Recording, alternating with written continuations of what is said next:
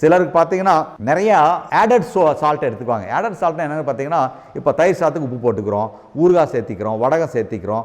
உப்பு கலந்த சில உணவுகள் அதிகமாக எடுத்துக்கூடியவங்களுக்கு இந்த உயர் ரத்த அழுத்தம் வரக்கு ஒரு காரணம் இருக்குது. பட் இது 100% இன்னும் ப்ரூவ் பண்ண முடியல. பட் ஸ்டில் அது ஒரு ஃபேக்டராக தான் பார்க்குறாங்க.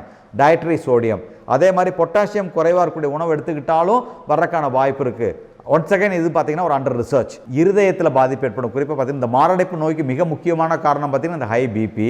சிலருக்கு இந்த கார்டியாக் ஃபெயிலியர்னு சொல்லுவாங்க, லெஃப்ட் வென்ட்ரிகுலர் ஃபெயிலியர்னு சொல்லுவாங்க. அது வர்றதுக்கும் உயர் ரத்த அழுத்தம் ஒரு காரணமாக இருக்குது. சிறுநீரக கோளாறு, கிரானிக் ரீனல் ஃபெயிலியர் வர்றதுக்கும் இந்த உயர் ரத்த அழுத்தம் ஒரு காரணமாக இருக்குது. சிலருக்கு பார்த்தீங்கன்னா அந்த பெரிஃபரல் வாஸ்குலர் டிசீஸ் வர்றதுக்கும் இது ஒரு காரணியாக இருக்குது. உயர் ரத்த அழுத்தத்தோட சக்கரை வியாதி இருக்கக்கூடியவங்களுக்கு இந்த பெரிஃபரல் வாஸ்குலர் டிசீஸ் வர்றதுக்கும் இது காரணமாக இருக்குது.